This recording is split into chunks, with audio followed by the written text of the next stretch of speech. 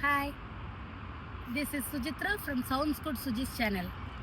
இப்போ இன்னொரு டிப்ஸு, அதாவது குழந்தைங்களும் வாழ்க்கையில் பெருசாக ஏதாவது சாதிப்பாங்க, பேரும் புகழும் வாங்குவாங்க. இதெல்லாம் பேரண்ட்ஸ்க்கு ரொம்ப ஆவலாக இருப்பாங்கள்ல. இந்த மாதிரிலாம் நம்ம பிள்ளைங்க இருக்கணும், நம்ம இப்படி இருந்தாலும் நம்ம பிள்ளைங்கள்லாம் நல்லா பேரும் புகழும் வாங்கணும் அப்படியெல்லாம் நினச்சிட்டு இருப்பாங்க இல்லையா? ஸோ அப்படிலாம் நினச்சிட்ருக்க அவங்க பேரண்ட்ஸ்க்கு அவங்க பிள்ளைங்க அதுமாரி இருப்பாங்களா அப்படின்றத அவங்க ஜாதகத்தில் பார்த்து நம்ம பார்த்து தெரிஞ்சுக்கலாம். எப்படின்னா, அதாவது பேரண்ட்ஸோட ஜாதகத்தை பார்த்தும் தெரிஞ்சுக்கலாம்.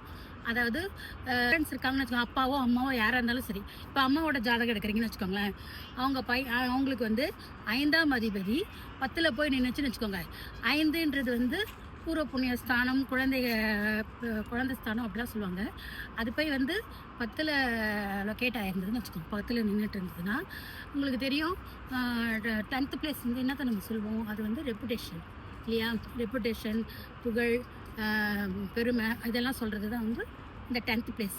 ஸோ அந்த 10th பிளேஸில் போய் அது நின்றுச்சுன்னா, 5ஆம் அதிபதி போய் 10ஆம் இடத்தில் நின்னாங்கன்னா, அப்போது அந்த ஜாதகரோட மூத்த குழந்தை கண்டிப்பாக பேரும் புகழும் வாங்குவாங்க, புகழ் உச்சிக்கு செல்வார்கள் அப்படின்னு சொல்லலாம். ஏதாவது ஒரு ஃபீல்டில் அவங்க கண்டிப்பாக புகழ் வாங்குவாங்க அப்படின்னு சொல்லலாம். அவன் வாழ்க்கையில் சக்ஸஸ்ஃபுல்லாக வருவான் அப்படின்றது அவங்களோட பெற்றவங்களோட ஜாதகத்தை பார்த்தே நம்மளால் சொல்ல முடியும். ஸோ இந்த வீடியோ உங்களுக்கு பிடிச்சிருந்ததுன்னா லைக் பண்ணுங்கள், ஷேர் பண்ணுங்கள், மறக்காமல் சப்ஸ்கிரைப் பண்ணுங்கள். நன்றி, வணக்கம்.